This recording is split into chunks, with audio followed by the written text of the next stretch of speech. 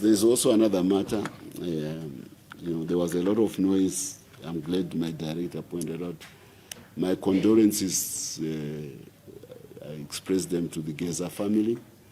You may want to know that I've historically been very close to that family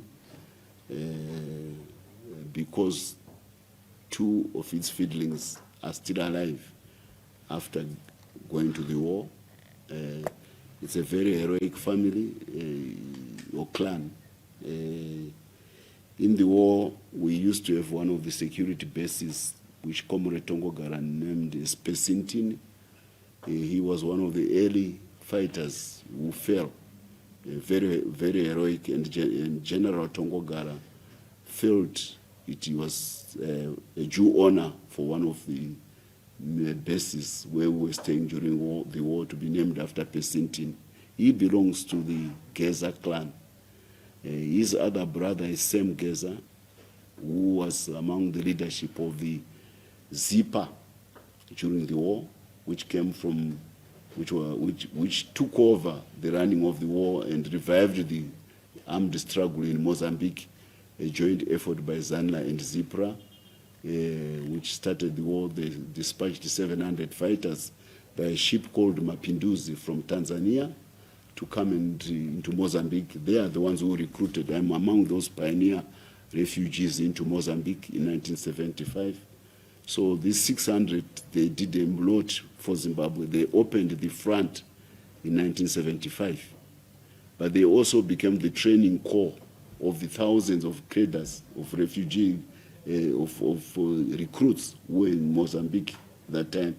And they shortened the turnaround time of deployment to the front because we had a homegrown military training corps in Mozambique, which could quickly convert recruits into soldiers. So our reinforcement rate by 1976 was so phenomenal that it forced the Rhodesians and the West to go to Geneva for talks. His brother Sam is still alive. We had a meeting. He was my lecturer at Shitepo College in the war. I told you the parties going back to school by those seminars. We actually had such formal teaching under the trees during the war. And Sam Geza was actually my lecturer, my professor at the Shitepo School of College. After I had been wounded at the front, I became a cadre to be trained in political ideology, higher level political ideology. Unfortunately, he got caught up in the Ashanti thing, and he left the armed struggle in 1977 and was exiled to Cabo Delgado.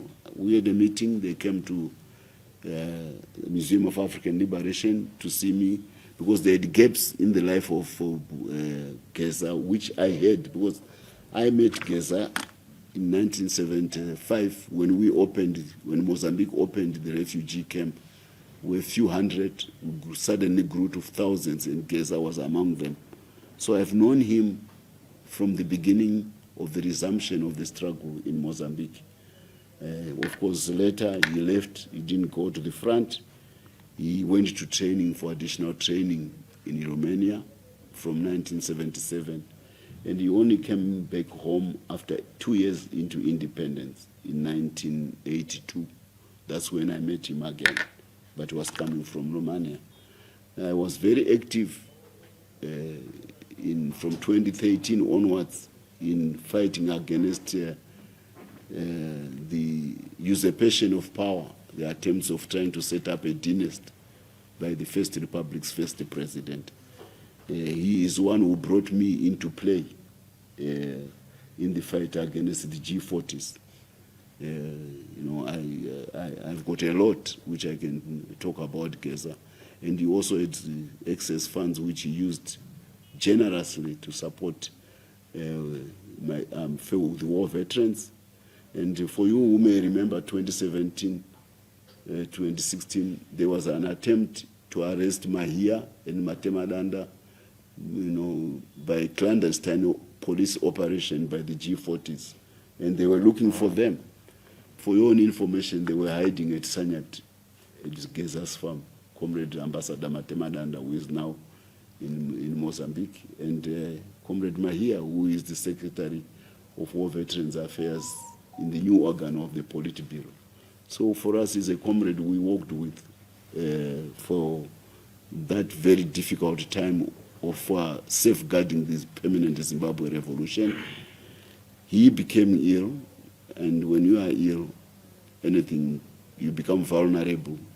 And of course, the detractors saw an opportunity to try to use him, and they abused him to say some outrageous things about the leadership of the party.